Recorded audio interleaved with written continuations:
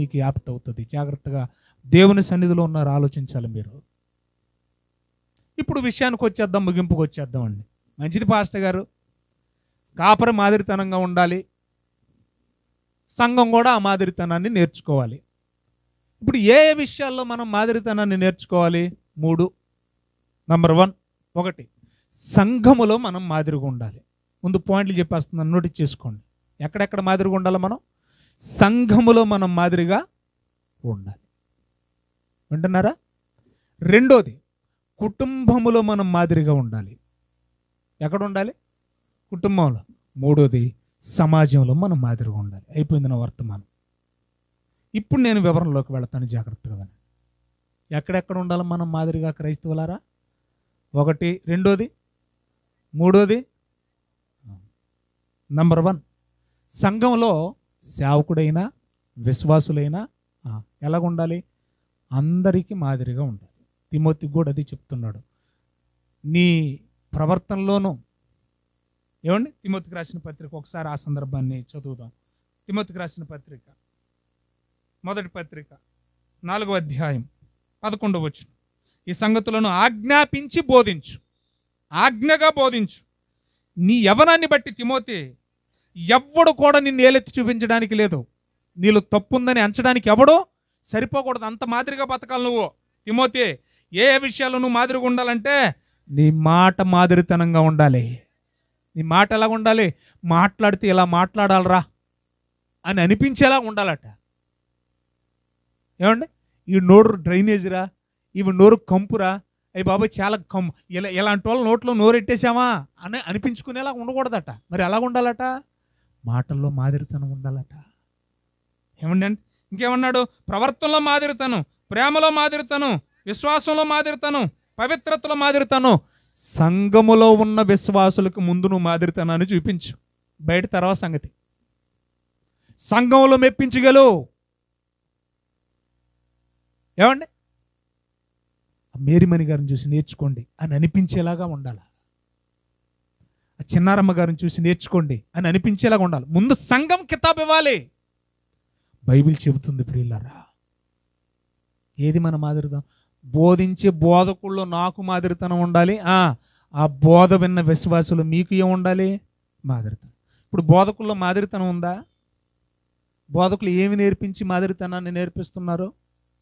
ఒక బోధకుడు ఏం చేస్తున్నాడు ఒకసారి మీరు వినండి. అది ముందు ఒక బోధకుడు ఏం చేస్తున్నాడు ఒకసారి ముందు వినండి. అది ఈ మధ్య ఇవి ఎక్కువైపోయినాయి.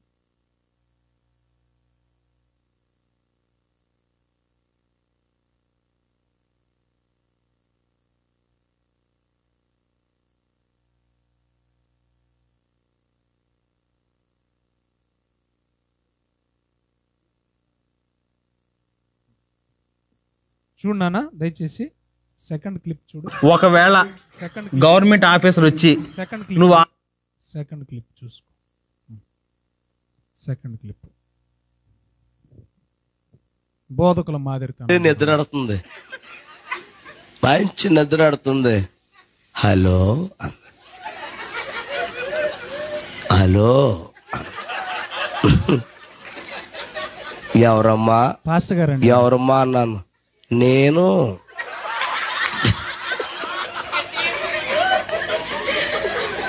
నేనండి, నేను అంటే కోయిటే వెళ్ళిపోయాక చక్కగా మాట్లాడతారు కదా. అంతేందుకు, మొన్న ఒకరింటికి వెళ్ళాను ప్రార్థన చేస్తాకి. ఆవిడ కూడా కోయిటే వెళ్ళి వచ్చిందంట. కోళ్ళు దువ్వేతనాయి ఆ పక్కన. దువ్వేతబడి ఈవిడ అంటది, శ్రో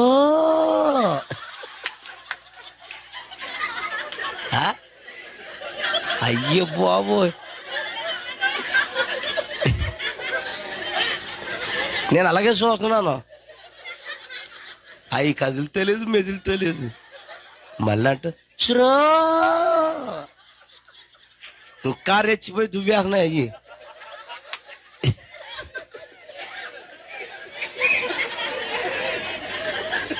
అప్పుడు స్లో అంటే వెళ్తాయి. అప్పుడు నేను లేచి ఏంటది స్లో, ఏ స్లో ఏంటి చాలను దెబ్బతో అప్పుడు ఆ దడవతలు ఈ బారిపోయి దడావతల నుంచి ఆ దడావతలు దూకేసి వెళ్ళిపోయినాయి. ఈ పొడుగు మనిషిని చూసి భయపడి కొయిటే మాటలు ఇక్కడ వేయకు, అదే అదే ఇంకా అక్కడ వేసుకో కొయిటే మూడో క్లిప్ కూడా ప్లే చేయి ఒకసారి. మూడో క్లిప్, థర్డ్ క్లిప్ కూడా ప్లే చేయి. సౌండ్ తగ్గించాలా? నేను ప్యాన్ వేసాను, నువ్వు ఎలా నమ్ముతున్నావు? నాకు చుచ్చు అందుతుందా?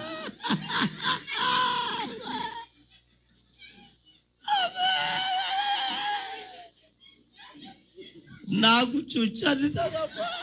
ఇంకా ఎన్ని లోపల మీరు తర్వాత యూట్యూబ్లో చూడండి. సబ్స్క్రైబ్ చేయండి. సబ్స్క్రైబ్ చేసిన వల్ల మీకు పోయేదేమీ లేదు. లైక్ చేయండి. లైక్ చేసిన వల్ల మరింత మనకి వీడియో వెళ్తుంది. మీ ఫ్రెండ్స్కి షేర్ చేయండి. రైట్. ఇప్పుడు మీకు దాదాపుగా ఏమర్థమైంది? అదేమన్నా సంగమా సంత? అసలు జబర్దస్త్ కామెడీని మించిపోయింది కదా. ఆ వెనకాల పిలుచుకున్న ఆ సేవకులు ఎలా పిలుచుకున్నారో తెలీదు, ఎందుకు పిలుచుకున్నారో తెలీదు, ఆ విశ్వాసులు ఏమింటున్నారో తెలీదు, ఎందుకు నవ్వుతున్నారో తెలీదు. పరిశుద్ధుల సంఘములో దేవుడు పరిశుద్ధాత్ముడు అల్లరికి కర్త కాడు. మరి అక్కడ ఏం జరుగుతుంది? పోనీ ఆయన మెసేజ్లు నేను చెప్పినందుకని మీరు వినండి, యూట్యూబ్లోకి వెళ్ళి చూడండి. ఎక్కడ వాక్యం ఉండదండి, ఎక్కడ వాక్యం ఉండదండి. ఒకసారి నా మొబైల్ ఇలాగే ఈయన పిలిచినోడికి ఒక ఆయనకి ఫోన్ చేశానండి, ఏవి నగరం పాస్టర్ గారికి ఫోన్ చేశానండి. ఫోన్ చేస్తే ఆయన అంటున్నాడు, అయ్య బాబోయ్ మేము ఒకసారి తెలియకి పిలిచామండి, ఆ తర్వాత ఇతని గురించి తెలిసిన తర్వాత చాలా ఉన్నాయండి చెప్పడానికి, ఎందుకైనా మంచిదని చెప్పేసి మేము డ్రాప్ అయిపోయాం పాస్టర్ గారు అన్నాడండి ఆయన. ఏమండి, ఈయనకంట రాకముందే 10,000 రూపాయలు, ఒక నైట్కి 10,000 రూపాయలు అకౌంట్లో వేసేయాలట. ఈయన రాకముందే ఏం చేయాలట? ఒక 10,000 రూపాయలు అకౌంట్లో వేసేయాలంట. ఏం చేయడానికి? మరి కామెడీ చేయడానికి. వాక్యంతో పని లేదేక. ఇప్పుడు ఆయన చూసి ఏమి నేర్చుకోవాలి? సంఘం ఏమి నేర్చుకోవాలి చెప్పండి ప్రియులరా? ఏమి నేర్పించడానికి పిలుస్తున్నారా పిలిచేవాళ్ళు కూడా? ఏం మాదిరితనం చూపిస్తారు? దీనికంటే జబర్దస్త్ కిస్ట్లో ఇంకా కొంచెం తక్కువగా అనిపిస్తున్నాయి కామెడీ. ఇంకా చాలా ఉంటాయి చెప్పడానికి, చాలా ఉన్నాయి. అందులో చాలా చాలా వల్గర్గా ఉన్నాయి కూడా ఉన్నాయి. ఏమండి, ఆయనకి ఫోన్ చేస్తే పాస్టర్ గారు ఏమంటున్నారు చూడండి.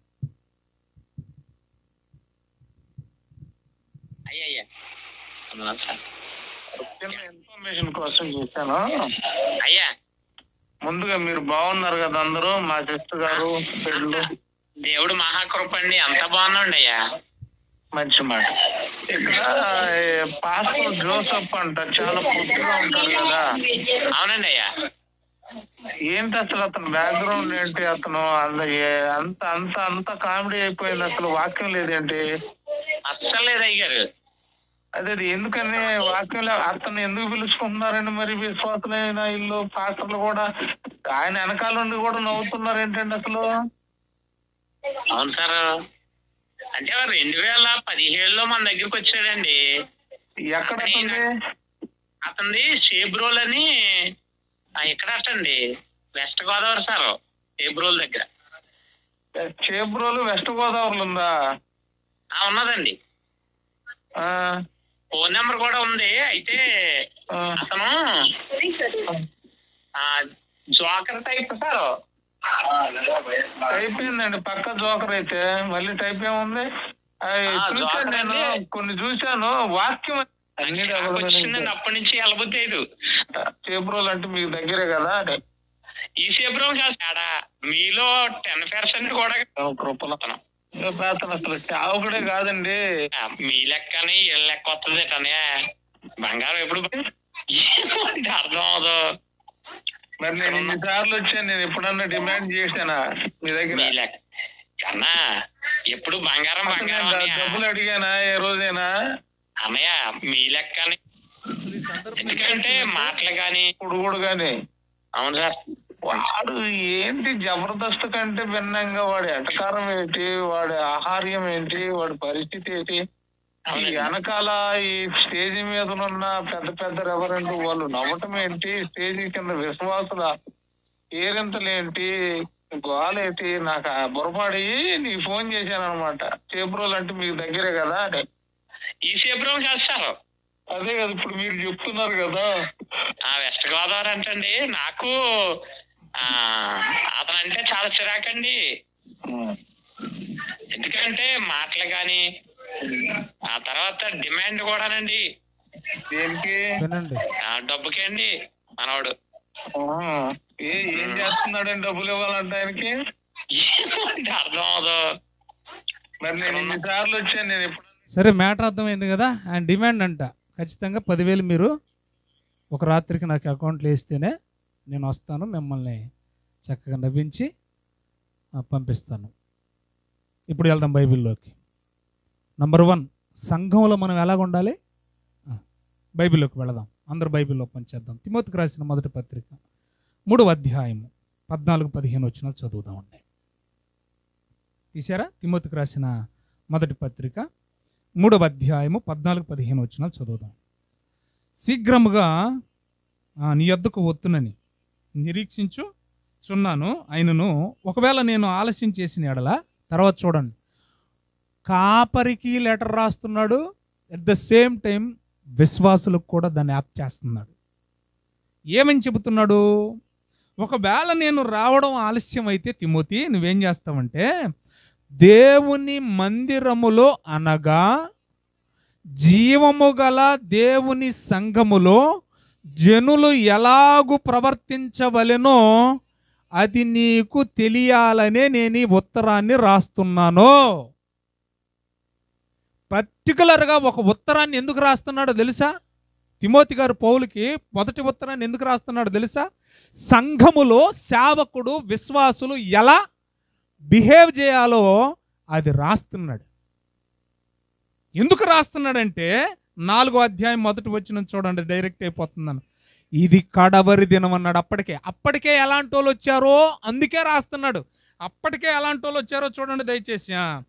ఎలాంటి వాళ్ళు వచ్చారంటే అబద్ధికులు, దొంగలు, వేషధారులు. వాడి సూటికి, వాడి బూటికి, వాడి మాట తీరికి అసలు ఏమైనా సంబంధం ఉందా? ఏమైనా సంబంధం ఉందా? అసలు బైబిల్లో ఉన్న రెఫరెన్స్ అన్న కోట్ చేస్తున్నాడా? చేయట్లేదు. ఇస్రో అంట. ఈ అటకారాలా? ఆ ఇస్రో ఎన్నోళ్ళు ఏమి నేర్చుకుంటారు? ఏమి నేర్పించలేవు. ఇస్రో అనేది నేర్పించలేవా? ఇంకా ఫ్యాన్ కూడా చూడలేదు మీరు.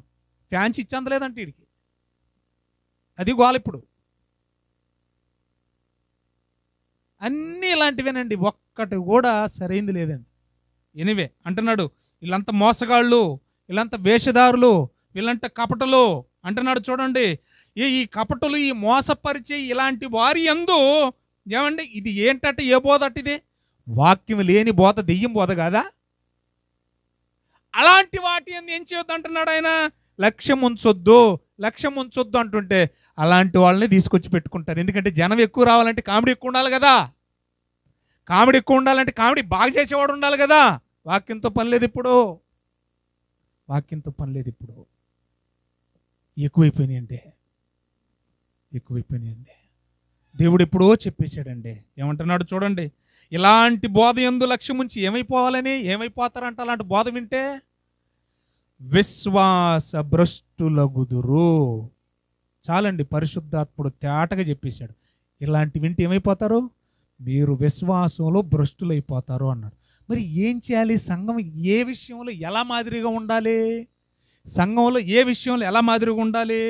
చూడండి, అక్కడే రాశాడు. చూడండి దయచేసి 15 వచనం సగభాగం నుండి. సంఘములో మీరు ఎలాగూ ప్రవర్తించవలెనో అది మీకు తెలియవలెనని ఈ సంగతులు రాస్తున్నాడు. సంఘములో ఎలా ఉండాలో, ఎలా మాదిరిగా ఉండాలో రాస్తున్నాడు. ఎలా ఉండాలి అని అంటే అక్కడే చెప్పాడు. చూడండి, ఆ సంఘము సత్యమునకు స్తంభమును ఆధారమునై ఉన్నది. ఏమర్థమైంది మీకు?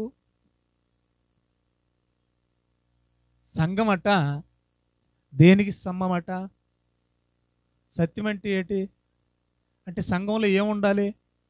మూల స్తంభంగా, ముఖ్యమైనదిగా, ప్రధానమైనదిగా, సంఘానికి మూల స్తంభముగా ఏది ఉండాలన్నాడు? మరి ఉంటుందా సంఘాలలో వాక్యం? వాక్యమే ఆధారమై ఉండాలంట. దేనికి? సంఘానికి. వాక్యమే మూలమై ఉండాలట. సత్యం అంటే ఏంటి? సంఘము సత్యమునకు స్తంభమును, సత్యమునకు స్తంభమును, సత్యాన్ని నిలబెట్టే ఆధారమై ఉండాలి. అసలు సత్యమే లేదుగా సంఘాలలో.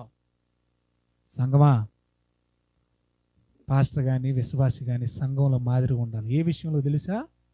వాక్య విషయంలో. కాపరి వాక్యాన్ని బోధించేవాడు మాత్రమే ఉండకూడదు, వాక్యాన్ని పాటిస్తూ మాదిరి చూపించేవాడు ఉండాలి. అది దాని అర్థం. రెండోది, విశ్వాసి వాక్యాన్ని వినేవాళ్ళు మాత్రమే ఉండకూడదు. మరి ఏం చేయాలి? ఆ వాక్యాన్ని విని ప్రవర్తన మార్చుకొని అన్యులకు మాదిరితనాన్ని చూపించాలి. క్రైస్తవులు అంటే ఎలా ఉంటారా అని. అంటే సంఘములో మనం ఏమి నేర్చుకోవాలి? మాదిరితనాన్ని నేర్చుకోవాలి. అది దేన్ని బేస్ చేసుకొని నేర్చుకోవాలి? దేన్ని బేస్ చేసుకొని మార్చుకోవాలంటే సంఘానికి ఒక స్తంభము, ఒక ఆధారము, ఒక మూలం పెట్టాడు. అదేంటంటే అదే వాక్యం అన్నాడు. అందుకన్నాడు ఉపమానం చెబుతూ ఏమన్నాడు తెలుసా? ఇదిగో ఇత్తువాని ఉపమానం గురించి చెప్పాడు. ఈ నా మాటలు విని, తర్వాత ఏమన్నాడు? ఈ నా మాటలు విని తర్వాత ఏమన్నాడు చెప్పండి? ఏం చేయాలంట? ఈ నా మాటలు విని వాటి చొప్పున చేయు ప్రతివాడు బండ మీద తన ఇంటిని కట్టుకున్న బుద్ధిమంతుని పోలి ఉన్నాడు.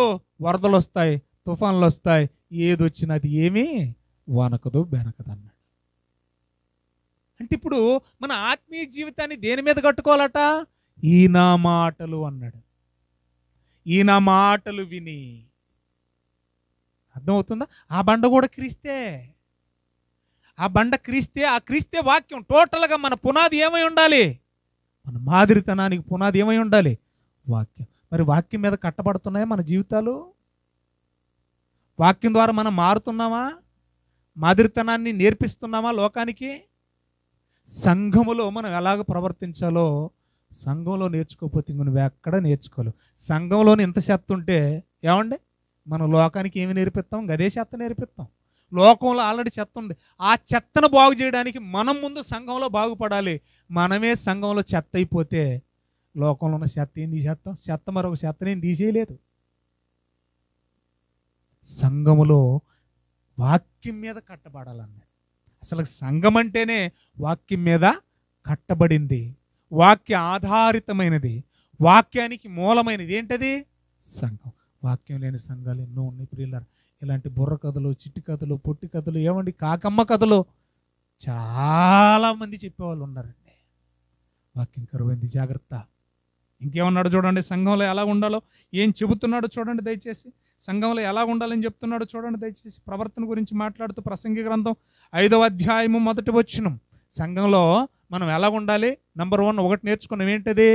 వాక్యం వినాలి, వాక్య ప్రకారంగా మన ప్రవర్తన మార్చుకోవాలి. విశ్వాసులకి బోధకుడు వాక్యం చెప్పేవాడు మాత్రమే ఉండకూడదు, వాక్య ప్రకారం ప్రవర్తించేవాడు ఉండాలి. అది సంఘంలో నీ ప్రవర్తన. ఇంకా ఏమన్నాడు చూడండి, సంఘంలో ఎలాగుండాలండి? ఎలాగుండాలి? మన మాదిరితనం ఎలాగుండాలి? 5వ అధ్యాయము ప్రసంగి గ్రంథం 1వ వచనం చదవండి. నీవు దేవుని మందిరంలోకి వచ్చినప్పుడు, నువ్వు సంఘంలోకి వచ్చినప్పుడు నీ ప్రవర్తన చాలా జాగ్రత్తగా చూసుకోవాలి. వింటున్నారా? నువ్వు అనుకుంటావు నన్ను ఎవరు చూడలేదని. పోలోమంట వాడు అన్నట్టు ఇసురోమంట దువ్వేస్తా ఉంటావు. ఇక్కడ నువ్వు ఎక్కడ దువ్వేస్తావు? సెల్ ఫోన్లో. నీ వెనకాల కూర్చుని నువ్వు కింద కూర్చుంటావు, దువ్వేస్తూ ఉంటావు, వెనకాల కూర్చున్న వాళ్ళు చూస్తూ ఉంటారు. నువ్వు సౌండ్ తక్కువ పెట్టేసి నువ్వు ఏమేం చూస్తున్నావో నీ ప్రవర్తన అంతా వెనకాల కూర్చున్నోళ్ళు చూస్తూ ఉంటారు. ఒకవేళ నువ్వు హెడ్సెట్ పెట్టుకొని ఏమైనా వింటున్నా చూస్తూ ఉంటారు. నువ్వు రహస్యంగా ఏదైనా చేస్తున్నా చూస్తూ ఉంటారు. సెల్ ఫోన్ తీసేసి నీ పిల్లలు ఏడుస్తున్నారని, లేదంటే పిల్లలు మారం చేస్తున్నారని ఫోను నువ్వు బొమ్మలెట్టేసి కార్టూన్స్ పెట్టేసి చూపిస్తున్నా చూస్తూ ఉన్నారు. ఏమి నేర్చుకోవాలి నిన్ను చూసి? నీ ప్రవర్తన చూస్తున్నారు. నువ్వు అనుకుంటున్నావు నన్ను ఎవరు చూడలేదని, కానీ ప్రతి ఒక్కరూ నిన్ను చూస్తున్నారు. సంఘంలో మర్చిపోకు. సంఘంలో నువ్వు ఎలా బిహేవ్ చేస్తున్నావో, ఎలా ప్రవర్తిస్తున్నావో సమస్తము చూస్తున్నారు. అందుకే జాగ్రత్త. సంఘంలో నీ ప్రవర్తన జాగ్రత్త, సంఘములో నీ ప్రవర్తన జాగ్రత్త అన్నాడు. ఎందుకన్నాడు తెలుసా? అది జీవము గల దేవుని సంఘం నిర్జీవ క్రియలు అందులో చేయడానికి వీల్లేదో. అది యేసు స్వరక్తం ఇచ్చి సంపాదించిన సంఘం. దాంట్లో ఎలా పడితే అలాగో ప్రవర్తించడానికి కుదరదు. సంఘం అంటే విలువైందే, రక్తము దారపోసుకున్న సంఘం అదే. అందులో ఎటకారాలు, అందులో చమత్కారాలు, అందులో బూతులు. సంఘం అంటే ఏమనుకుంటున్నారు? అదే సంఘంలో దెబ్బలాట్లు, అదే సంఘంలో గొడవలు, అదే సంఘంలో వర్గ పోరాటాలు, అదే సంఘంలో కానుకల కోసం దెబ్బలాట్లు. ఎన్ని చూపించమంటారు? తెల్లారిపోద్ది. నరసాపురంలో కొట్టుకు చచ్చారంట. పాస్టర్ల మైకులు తీసుకొని కొట్టుకుంటే తలకాయలు బద్దలాసిపోయినాయి. ఎందుకురా కొట్టుకున్నారంటే కానుకల కోసం కొట్టుకున్నారట. ఏంటిది? సంఘం అది సంత. ఏమి నేర్పిస్తున్నారు ఈ సమాజానికి ప్రియులారా? అందుకన్నాడు, ఏమంటున్నాడు? సంఘములో జాగ్రత్త, సంఘములో జాగ్రత్త. అది సంఘం అని మర్చిపోకండి. అదే సంఘంలో డబల్ మీనింగ్ డైలాగులు, అదే సంఘంలో సెట్టైర్లు వేసేవాళ్ళు లేకపోలేదు, అదే సంఘంలో ఇండైరెక్ట్గా ఒకరి మీద ఒకళ్ళు ఒళ్ళించుకునే వాళ్ళు ఉండకపోవట్లేదు. సంఘం అనుకుంటున్నారా? బజార్ అనుకుంటున్నారు అది. అందుకన్నాడు జాగ్రత్త అన్నాడంటే అయితే ఏదో ప్రమాదం ఉంది, జాగ్రత్త పడాలి. అందుకే చెప్తున్నాడు చూడండి, సంఘములో చూడండి, మందిరంలోనికి ప్రవేశించినప్పుడు నీ ప్రవర్తన జాగ్రత్త. బుద్ధిహీనులు అర్పించున్నట్లు బలులు అర్పించుట కంటే ఏం చేయమన్నాడు? నీ ₹1,00,000 ఎవడికి కావాలయ్యా? ముందు వాక్యం వినో. సంఘంలో ఏమంటున్నాడు ఆయన? నీ అర్పణలు అక్కర్లేదు నాకు. వాక్యం వినకుండా, వాక్య ప్రకారంగా ప్రవర్తించకుండా ఎవడికి కావాలి నీ కానుకలు? ఎవరన్నమాట అది? సాక్షాత్తు పరిశుద్ధాత్మ దేవుడు. అంటే సంఘంలో దేవుడు ఏం కోరుకుంటున్నాడు తెలుసా? వాక్యానికి విలువనివ్వు, వాక్యం విను, ఆ తర్వాతే అర్పణ కానీ ఇంకోటి కానీ. బుద్ధి లేని పనులు చేస్తూ అర్పణలు తెచ్చిస్తున్నాను అన్ని కొట్టుకుపోతాయి అనుకుంటే పొరపాటుదే. అర్పణ కంటే గొప్పది ఏమంటున్నాడు చూడండి అక్కడ. బుద్ధిహీనులు అర్పించినట్లు, ఏది నేను కానికేశాను కదా, నా పేదని వింటాళ్లే, నా అక్కర్లు తీరుస్తాళ్లే, నా సమస్యలు పోతాలనుకుంటున్నావా? నీకు లోకులకు తేడా లేదో. నువ్వు అది ఇచ్చినా ఇవ్వకపోయినా, కానుకిచ్చినా ఇవ్వకపోయినా ఆయన ఏమంటున్నాడు చూడండి, నా మాట వింటే నీకు మంచిది, లోబడు. సంఘములో వాక్యం వినాలి, నీ మనసు వాక్యం మీద కేంద్రీకరించాలి. సంఘములో నీ ప్రవర్తన ఎలాగుంది? మీరేమనుకుంటారో నాకు తెలియదు కానండి, మీ ముఖాలన్నీ నాకు తెలిసిపోతాయండి. ఎందుకంటే మీరందరూ నాకు ఎదురుకున్నారు కాబట్టి. మీరు విసుక్కుంటున్నా నాకు తెలిసిపోద్ది, మీరు కసురుకుంటున్నా నాకు తెలిసిపోద్ది. మీరు అలాగ అంటున్నారంటే మీరు టైం అయిపోయిందని సిగ్నల్ ఎత్తున్నారన్న సంగతి నాకు తెలిసిపోద్ది. కొంచెం సేపు ఎక్కువైనా బాధ మీతో. ఒకవేళ నాకు బాగలేక నేను తక్కువ చెప్పినా, ఏ రోజండి అయ్యగారండి 20 నిమిషాలే చెప్పాడండి, మరి గంటల తెగినేదానివి, మరి అవి అన్నదాన్ని మరి పాటించేదాన్ని. మరి మనోళ్ళకండి డైరెక్షన్ డిపార్ట్మెంట్లు అంటే చాలా ఇష్టం అండి. ఏమండి మనోళ్ళకండి దాన్ని అంటారు కదా, రివ్యూలు ఇవ్వడం అంటే చాలా ఇష్టం అండి. మీ రివ్యూలు నాకు ఎందుకండి బాబు? సంఘములో వాక్యం వినడానికి సమీపించండి, అది మీకు శ్రేష్టం. గంట చెప్పారా, అరగంట చెప్పారా, 45 నిమిషాలు చెప్పారా, ఒక షెడ్యూల్ ఉంది మనకి. ఆ షెడ్యూల్ ప్రకారం ఒక 5 నిమిషాలు 10 నిమిషాలు వెనక ముందు అవుతూ ఉంటుంది. ఒకరోజు అరగంట విన్నది ఆ తర్వాత గంటన్నర విన్న రోజులు లేవా? నువ్వు ఎంతసేపు విన్నావు అనేది కాదు, అందులో ఎంత తీసుకున్నావు, ఎంత మారావు, ఎంత పాటించావు, ఎంత నేర్పిస్తున్నావు లోకానికి, అది మాత్రం కనబడదండి అయ్యగారు. మీరేమన్నా అనుకోండి అంటారా? అందుకన్నాడు చూడండి, మీ అర్పణలు కాదు ముఖ్యం, సమీపించి సంఘంలో వాక్యము ఆలకించడం నేర్చుకో, అది శ్రేష్టం. వారు తెలివి లేకయే దుర్మార్గపు పనులు చేయొచ్చు. ఏమండి వాళ్ళు ఏం చేస్తున్నారట? ఇది దుర్మార్గపు పని. ఏదదే? వాక్యం వినకుండా కానుకేసి వెళ్ళిపోయేది ఏంటన్నాడు? అది దుర్మార్గపు పని. అది వాక్యం వినకుండా గుడికి ఎందుకు వచ్చేది? నేను అందుకని నన్ను సండే మాట్లాడతాను. Maybe that be the last message for me, that be the last message for me. Sunday మాట్లాడతాను. మీరు వాక్యం వినకుండా అసలు సంఘం దగ్గరికి ఎందుకు వస్తున్నారు? ఎంత కఠినమైన మాటలు ఉన్నాయి చూడండి బైబిల్లో. ఏమంటున్నాడు? వాక్యం వినకుండా ఎందుకు వస్తున్నారు మీరు? అసలు వచ్చి బయట ఎందుకు కూర్చుంటున్నారు? చెట్ల కింద ఎందుకు కూర్చుంటున్నారు? కొత్త ఆలయం దగ్గర ఎందుకు కూర్చుంటున్నారు? ఆటోలలో ఎందుకు కూర్చుంటున్నారు? బైకుల మీద ఎందుకు కూర్చుంటున్నారు? ఫోన్లు చెవులలో పెట్టుకొని ఏం చేస్తున్నారు? ఎవడైనా అన్యుడు వచ్చి వెళ్ళిపోతూ ఉన్నప్పుడు లోపల ఆరాధన జరుగుతుంటే బయట మీరు ఉన్నప్పుడు మీ క్రమాన్ని చూసి ఏమి నేర్చుకుంటాడు అన్యుడు? ఏమి నేర్పిస్తున్నావు లోకానికి? బుద్ధిహీనుడు మళ్ళీ తీర పైపెచ్చేమంటారు? ఆ కానుకలు పెట్టే టయానికి వచ్చేస్తారు. తీర పైపెచ్చేం చేస్తారు? ఆ ప్రభు బళ్ళు ఇచ్చే టయానికి వస్తారు. అదే నీ భక్తి. వాక్యం వినడానికి మనసు లేకుండా, కూర్చునే మనసు లేకుండా, వినే ఆలోచన లేకుండా, సరిగ్గా కానుకుంటాయనుకో, సరిగ్గా ప్రభు బల్లటాయనుకో వచ్చి కూర్చుంటే పని అవ్వదు. అది దుర్మార్గుడు చేసే దుర్మార్గపు పని అన్నాడు. చూడండి అక్కడ ఏమన్నాడు చూడండి. ఇట్టి పనులు తెలివి లేకే దుర్మార్గపు పనులు చేసేవాళ్ళు చేసే పనులు అన్నాడు. చూడండి 2వ వచనం. నీవు దేవుని సన్నిధిని ఇంటికి దగ్గర ఆలోచించుకొని రాలేదా? గుడికి వెళ్ళాలనే కదా వచ్చావు, బయట కూర్చుందామని వచ్చావా? ఎందుకు వస్తున్నావు? నీకు ఒక ఆలోచన లేదా? ఈరోజు ఆదివారమే, ఈరోజు ప్రభు బల్ల ఉంటుంది, ఈరోజు వాక్యం ఉంటుంది, జుంటితేనే దారాల కంటే మధురమైన వాక్యం ఉంటుంది, బంగారం కంటే మేలిమి బంగారం కంటే విలువైన వాక్యం ఉన్నదే, ప్రపంచాలను కలిగించిన వాక్యం దేవుడు మాట్లాడే దినమే ఈరోజు. ఆయన పాదాల దగ్గర ప్రణమెళ్ళాలి, ఆయన వాక్యం వినాలి. ఈరోజు ఏ వాక్యంతో నన్ను సరిచేస్తాడో, నన్ను సాగొడతాడో, నన్ను పనిముట్టుగా తయారు చేస్తాడో ఒళ్ళు దగ్గర పెట్టుకోవాలి కదా. భయభక్తులు ఉండాలి కదా, శ్రద్ధాశక్తులు ఉండాలి కదా, వినయం ఉండాలి కదా. అనాలోచనతో వస్తావా? ఒక ఆలోచన లేదా నీకు? ఒక లక్ష్యం లేదా నీకు? ఒక సమయం లేదా నీకు? అడుగుతున్నాడు. దేవుని మందిరంలో ఉన్నాం మనం, ఇంకా ఫస్ట్ దాంట్లోనే ఉన్నాం. దేవుని మందిరంలో ఎలా ఉండొద్దట? దేవుని సన్నిధిలో అలా ఆలోచనతో ఉండొద్దు. నీ హృదయమును త్వరపడనీయక. సంఘంలో నోరు జాగ్రత్తగా పెట్టుకోవాలి. మెసేజ్ మాట్లాడేటప్పుడు లేచిపోకూడదు. ఏదైనా సందేహాలు ఉన్నప్పుడు అయిపోయిన తర్వాత అడగాలి. దానికి ఒక సమయం ఉంటుంది. ప్రతిదానికి ఏం కలదో అది మరి.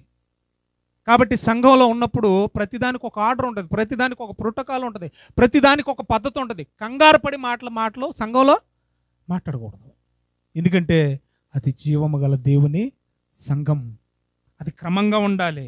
అనాలోచితంగా నువ్వు ఉండొద్దు. నీ హృదయాన్ని త్వరపడి కంగారు మాటలు మాట్లాడొద్దు. దేవుడు ఆకాశమందున్నాడు, నన్ను ఎవరు చూడలేదులే, నా పెత్తనవి చెల్లుద్దులు ఇక్కడ అనుకుంటే పొరపాటు. మనం చేసే ప్రతిదీ, ముఖ్యంగా సంఘంలో చేసే ప్రతిదీ రికార్డెడ్గా డాక్యుమెంట్ తయారైపోతుంది. దేవుడు ఆకాశమందున్నాడు, నువ్వు భూమి మీద ఉన్నావు, ఆయన పాదాల కింద ఉన్నావు మర్చిపోకు.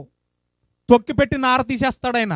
ఆకాశము నా సింహాసనము, భూమి నా పాదపీఠమన్నాడు. ఆ పాదాల దగ్గర ఉన్నావు. జాగ్రత్త, చాలా జాగ్రత్తగా ఉండాలి. కావున నీ మాటలు కొద్దిగా ఉండాలి. ఏమండి? విస్తారమైన పనిపాటల వల్ల స్వప్నం కలుగులన్నాడు. అది తీసేయండి. డైరెక్ట్గా మరొక వచనంలోకి వచ్చేయండి. 6వ వచనానికి వచ్చేయండి ప్రియులారా. 6వ వచనానికి వచ్చేయండి. ఏమంటున్నాడు చూడండి.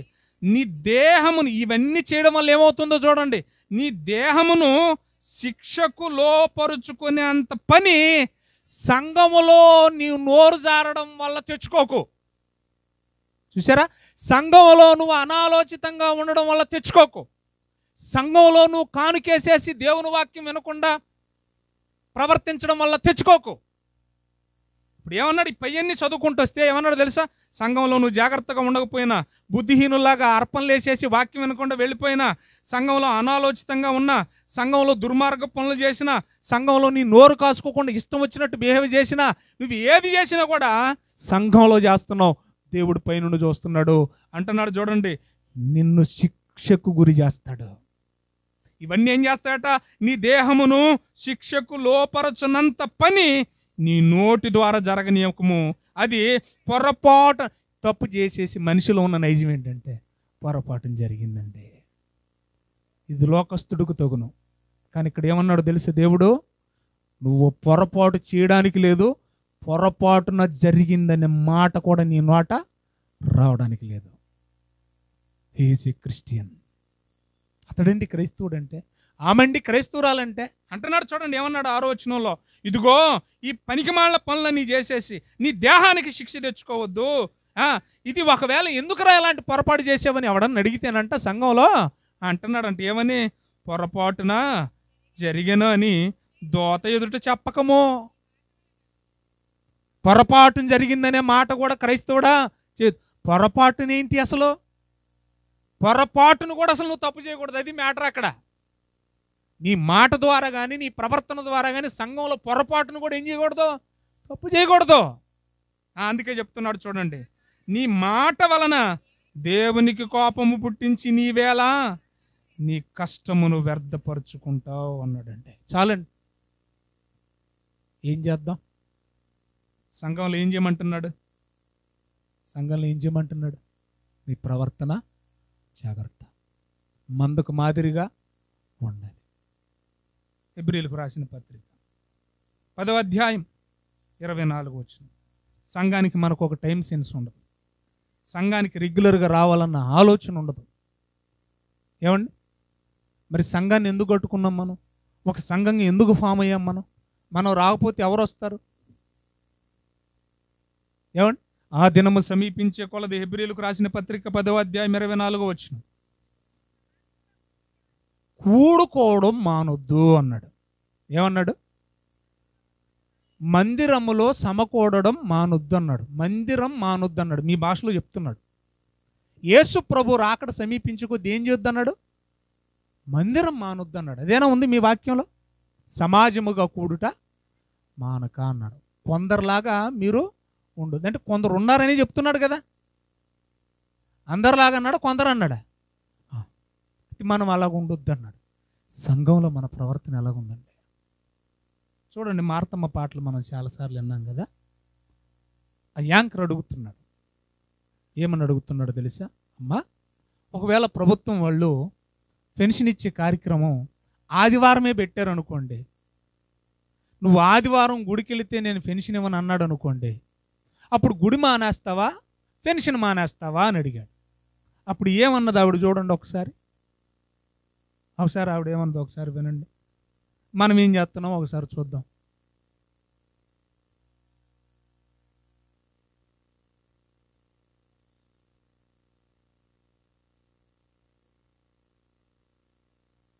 మార్తం క్లిప్ ఒకసారి ఏనా వింటారు? ఒకటో క్లిప్ వింటారు, వినిపించు. అక్కడ సౌండ్ పెట్టావా? ఒకవేళ గవర్నమెంట్ ఆఫీసర్ వచ్చి నువ్వు ఆదివారం నాడు ఇక్కడికి వస్తేనే నీకు పెన్షన్ ఇస్తా అంటే మీరు చర్చి మానేస్తారా? చర్చి మానం, అది పెన్షన్ మానేస్తా. పెన్షనే మానేస్తారు, చర్చి మానరు. గ్యారెంటీ ఎందుకంటే 4,000 నెలకే రాని 4,000 ఒక్క పూట మానేసి ఇటు వెళ్ళండి, పెన్షన్కి వెళ్ళండి. ఇప్పుడు ఎంతకనే సైతాన్ గారి జాయిగా నన్ను పెన్షన్ కాడకులు అవుతాడా? ఇంకా సైతాన్ గారి జాయిగా పెన్షన్ కాడకులు అయితే ఆ పెన్షన్ ఉంచుకున్న తర్వాత అది తినకోకుండా చెప్తాను, ఆ పెన్షన్ ఉంచుకున్న తర్వాత అది తినకోకుండా చెప్తాను. ఇస్తాడా? ఏ బాపోతే ఏ బాపోతాడు ఆదివారం. రైట్. ఏమంటుంది ఆవిడ? దేవుని సన్నిధి మాని 4,000 అని చూపిస్తున్నాడు ఆయన ఏమంటుంది? అసలు ఆ 4,000 తీసుకోవడానికి ముందు నాకు ఆయుష్ ఉండాలిగా. అది పుచ్చుకున్నలోపు దేవుడు నన్ను తీసుకెళ్తేనో. ఎంత ఎంత అర్థవంతంగా మాట్లాడుతుందా తల్లి. మనకి లేదేంటండి అది? ఆ వైరాగ్యం లేదేంటి? చావు భయం లేదేంటి? ఎక్కడికి వెళ్దామని మన భక్తి జీవితం మనం ఏం చేస్తున్నాం అసలు నాకు అర్థం కావట్లేదు. చర్చ్ అంటే లెక్కలేదేంటండి? మళ్ళీ చెప్తున్నాను, యేసు రక్తం కార్చి కొన్న సంఘం. మీ విలువ మీకు తెలియకపోవచ్చు, కానీ దేవుని దృష్టిలో నువ్వు చాలా విలువైన వాడవు. విలువ లేకుండా బతకండి దయచేసి. సంఘంలో అనాలోచితమైన పనులు చేయకండి, అర్థం పర్థం లేని పనులు చేయకండి, ఎలా పడితే అలా ఉండకండి, ఇష్టానుసారంగా బిహేవ్ చేయకండి. వాక్యానికి విలువనివ్వండి, వాక్యం నేర్చుకోవడానికి రండి, వాక్య ప్రకారంగా ప్రవర్తించడానికి దిద్దుకోవడానికి రండి, లోకానికి మాదిరి చూపించడానికి రండి. సంఘంలో ఎలా ప్రవర్తించాలో బైబిల్ చెప్పింది, ఇది నేర్చుకోవాలి. రెండోది, కుటుంబంలో మనం ఎలాగ మాదిరితనాన్ని చూపించాలి. ఏమండి? కుటుంబంలో మనం ఎలాగో మాదిరితనాన్ని చూపించాలి. నేను అప్పుడప్పుడు చెప్తా ఉంటా పిల్లలకు కూడా. ప్రసన్న కానీ, సింధు కానీ, పుష్ప కానీ, కొంతమంది పిల్లలు ఉన్నారు కదా, బేబీ ప్రసాద్ కానీ. ఒరే వీళ్ళు గతంలో ఎలాగున్నారో నాకు తెలియదు కానీ రా, నేను పరిచయం అయిన తర్వాత పిల్లలు బాగున్నారు, చక్కగా వాక్యం నేర్చుకుంటున్నారు, పాటలు పాడుతున్నారు. ఆ సాక్ష్యం కావాలి మనకి. వస్తున్నాం గుడికి, ఒక పాట పాడం, ఒక వాక్యం చదవం, ఒక ప్రార్థన చేయం, వచ్చి శుభ్రంగా కుర్చీ దూసుకొని కూర్చుంటే సరిపోద్దా? ఎందుకు వస్తున్నాం మనం? ఏమి నేర్చుకుంటున్నాం మనం? నేను మొన్న తమాషాగా అన్నాను ఉండబట్టలేక, అక్క ఒకసారి ఒక పాట అన్న పాడు, నీ పాట విని నేను చచ్చిపోదాం అనుకుంటున్నాను అన్న. ఎవరిని? ప్రశాంత్ అక్క. ఆవిడ ఇప్పుడు పాపం వాళ్ళ ఆయనకి బాగోలేక ఇంటి దగ్గర ఆయన చూసుకుంటూ ఉంది. లేకపోతే అసలు ఉండలేదు ఆవిడ. ప్రార్థనకి రెగ్యులర్గా వచ్చేది ఆవిడ. లెంట్ డేస్లో రెగ్యులర్గా పాపను తీసుకుని వచ్చేది. నేర్చుకోండి దయచేసి.